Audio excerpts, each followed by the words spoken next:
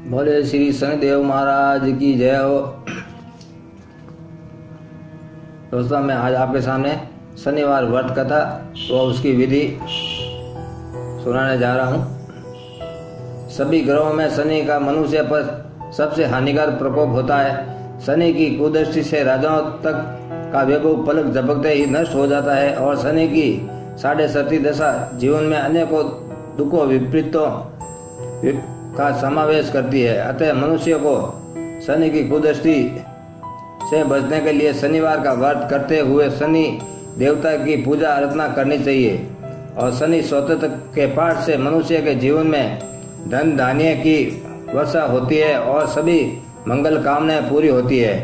सावन मास में शनिवार का व्रत प्रारंभ करने का विशेष महत्व है और व्रत करने वाले स्त्री पुरुष को नदी या कुआं के जल में स्नान करके पीपल के वृक्ष के जल अर्पण करना चाहिए और लोहे से बनी शनि देवता की मूर्ति को पंचामृत से स्नान कराकर चावल से बने 24 दल के कमल पर स्थापित करें और काले तिल, फूल, धूप व तेल आदि से पूजा करते हुए शनि के 10 नामों का उच्चारण करें।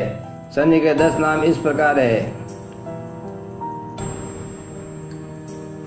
ओम कोणेश्वर नमः, ओम कृष्णाय नमः, ओम पिपलाय नमः, ओम शौरी नमः, ओम यमाय नमः, ओम पिंगलोय नमः, ओम रौद्रतक को नमः, ओम प्रभु नमः, ओम मदाय नमः, ओम शनिश्चराय नमः। पीपल के वृक्ष के तने पर सूत के धागे से 7 परिक्रमा करें और शनिवार की पूजा सूर्योदय के समय करने से श्रेष्ठ फल मिलता है। और 7 शनिवार तक व्रत करते हुए शनि के प्रकोप से सुरक्षा के लिए शनि मंत्र की संविधाओं में रवि की कुदृष्टि से सुरक्षा के लिए, ध्रुव की संविधाओं में केतु से सुरक्षा के लिए केतु मंत्र में कुशा की संविधाओं में और कृष्ण जो काले तिल से 108 आहुतियां प्रत्येक के लिए देनी चाहिए। फिर अपनी सामर्थ्य क्षमता के अनुसार ब्राह्मणों को भोजन कराकर लोहे वस्तु व धन आदि का दान अवश्य करें। और शनिवार का व्रत और पूजा करने से शनि के प्रकोप से सुरक्षा के साथ राहु केतु की कुदृष्टि से भी सुरक्षा होती है और व्रत करने से धन संपत्ति, सामाजिक सम्मान, वृद्धि का विकास और परिवार में पुत्र पौत्र आदि की प्राप्ति होती है। बोलिए श्री शनिदेव की जय हो। अब मैं आपको शनिवार की व्रत कथा का पूर्ण वर्णन कर रहा हूँ, इसे आप ध्यानपूर्वक सुने। बोले श्री शनिदेव महाराज की जय हो। एक समय स्वर्गलोक में सबसे बड़ा कौन के प्रश्न को लेकर सभी देवताओं में वाद विवाद प्रारंभ हुआ और जब कोई निर्णय नहीं हो पाया तो देवराज इंद्र के कहने पर सभी न्याय कराने विक्रमादित्य के पास जा पहुंचे। उनका न्याय तीनों लोकों में प्रसिद्ध था और देवताओं की बात सुनकर राजा विक्रमादित्य भी परेशान हो उठे। और क्योंकि सभी देवता अपनी अपनी शक्तियों के कारण महान शक्तिशाली थे, किसी को भी छोटा या बड़ा कह देने से उनके क्रोध के प्रकोप से भयंकर हानि पहुंच सकती थी। तभी राजा विक्रमादित्य को एक उपाय सूझा और उन्होंने विभिन्न धातुओं का श्रवण, रजत, तांबा, कांसी और सीसा, रागा, जस्ता, अब्रक और लोहे के 9 आसन बनवाए और धातुओं के गुणों के अनुसार सभी आसनों को एक दूसरे के पीछे रखवाया कर उन्होंने देवताओं को अपने अपने सिंहासन पर बैठने को कहा। सब देवताओं के बैठने के बाद राजा विक्रमादित्य ने कहा कि आपका निर्णय तो सव्य हो गया। जो सबसे पहले सिंहासन पर विराजमान है वही सबसे बड़ा है।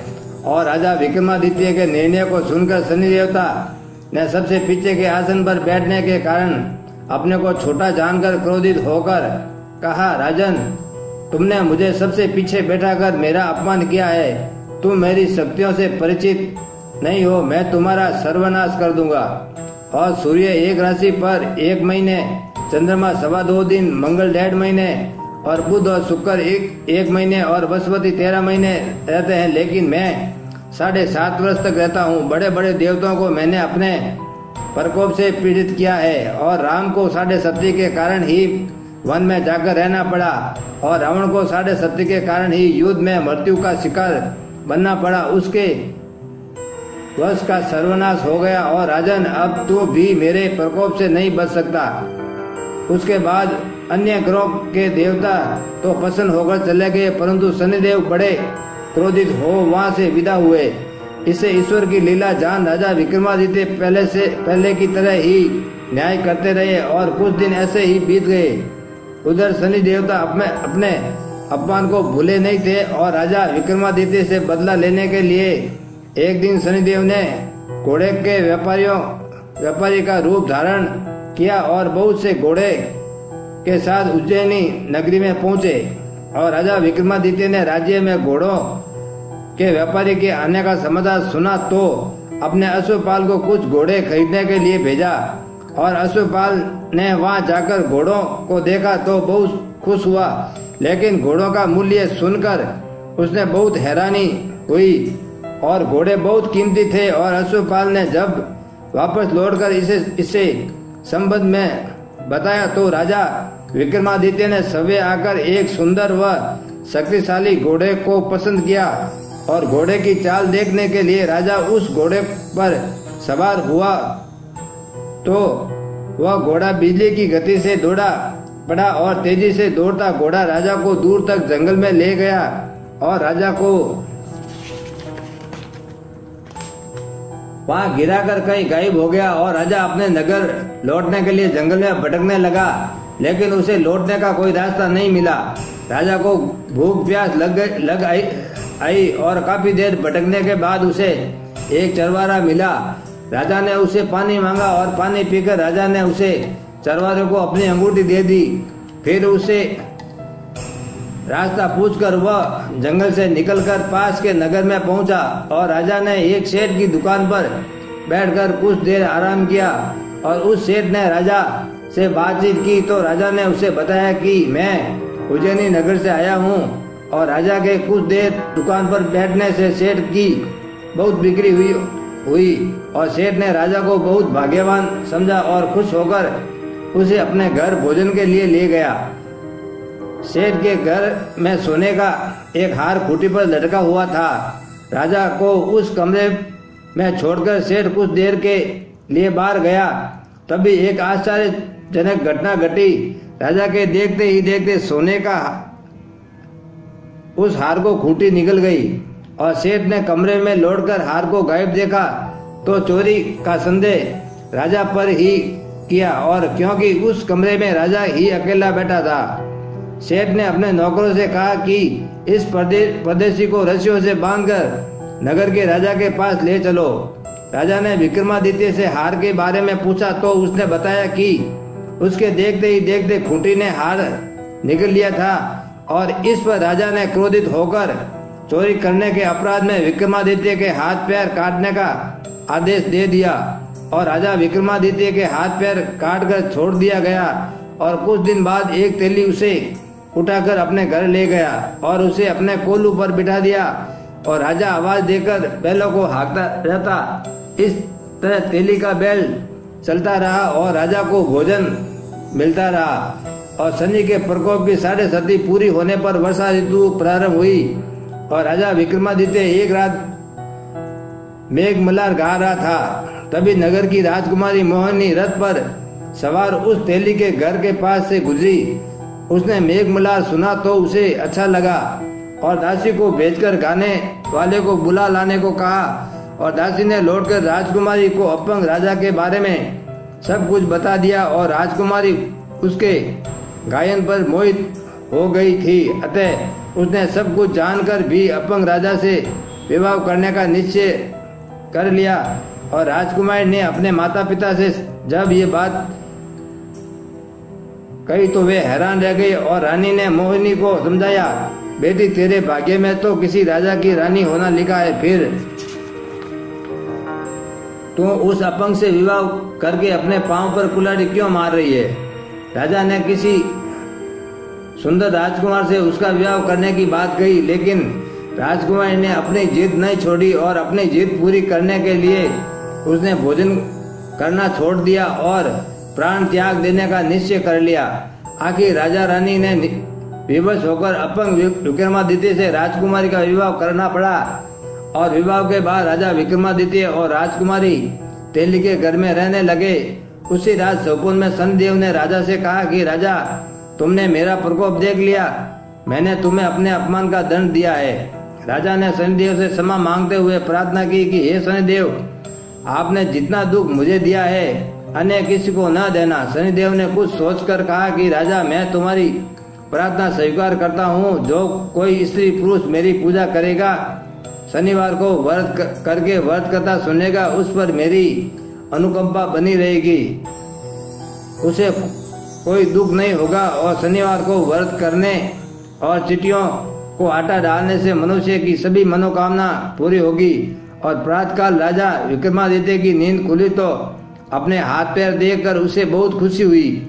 उसने मन ही मन शनिदेव को प्रणाम किया और राजकुमारी भी राजा के हाथ पैर सही सलामत देखकर आश्चर्य में पड़ गई। तब राजा विक्रमादित्य ने अपना परिचय देते हुए शनिदेव के प्रकोप की सारी कहानी सुनाई। और सेठ को जब पता चला तो दौड़ता हुआ तेली के घर पहुंचा और राजा के चरणों में गिरकर क्षमा मांगने लगा। और राजा ने उसे क्षमा कर दिया, क्योंकि यह सब तो शनिदेव के प्रकोप के कारण हुआ था। सेठ राजा को अपने घर ले गया और उसे भोजन करवाया। और भोजन करते समय वहाँ एक आश्चर्यजनक घटना घटी। सबके देखते ही देखते उस खूंटी ने हार उगल दिया और सेठ ने अपनी बेटी का विवाह भी राजा के साथ कर दिया और बहुत सारा श्रवण आभूषण धन आदि देकर राजा को विदा किया। और राजा विक्रमादित्य राजकुमारी मोहिनी और सेठ की बेटी के साथ उज्जैनी पहुँचे तो नगर वासियों ने हर्ष पूर्वक उसका स्वागत किया। अगले दिन राजा विक्रमादित्य ने पूरे राज्य में घोषणा कराई और शनिदेव सब देवों में श्रेष्ठ हैं। प्रत्येक स्त्री पुरुष शनिवार को उनका व्रत करें और व्रत कथा उसे सुने। राजा विक्रमादित्य की घोषणा से शनिदेव बहुत प्रसन्न हुए और शनिवार का व्रत करने और व्रत कथा सुनने के कारण सभी लोगों की मनोकामना शनिदेव की अनुकंपा से पूरी होने लगी। बोलिए श्री शनिदेव की जय हो।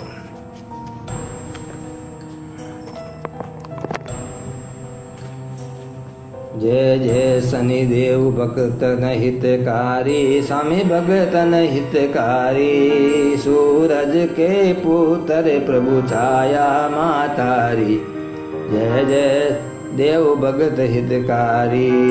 श्याम अंग वक्र दष्ट चतुर्भुजाधारी, स्वामी चतुर्भुजाधारी। नीला बंध धारनाथा, डांबर धारनाथा, गज की असवारी। जय जय जय शनिदेव भक्त हितकारी। किरीट मुकुट शशि रजित दीपक है लीलारी, स्वामी है दीपत लीलारी। मुक्तन की माला गले, मुक्तन की माला गले, शोभित बलिहारी। जय शनिदेव भक्त हितकारी। मोदक मिष्टन पान चढ़त है सुपारी, स्वामी चढ़त है सुपारी। लोहा तिल तेल उड़द ये, लोहा तिल तेल उड़द ये, हर्षि अति प्यारी। जय जय शनिदेव हितकारी। देव धनुज ऋषि मुनि सुमरते नर नारी, स्वामी सुमरते नर नारी। विश्वनाथ धरत ध्याना, विश्वनाथ धर ध्याना, शरण है तुम्हारी। जय शनिदेव हितकारी। बोले श्री शनिदेव की जय हो। सूर्य पुत्र शनि की जय हो। छाया पुत्र शनि की जय हो।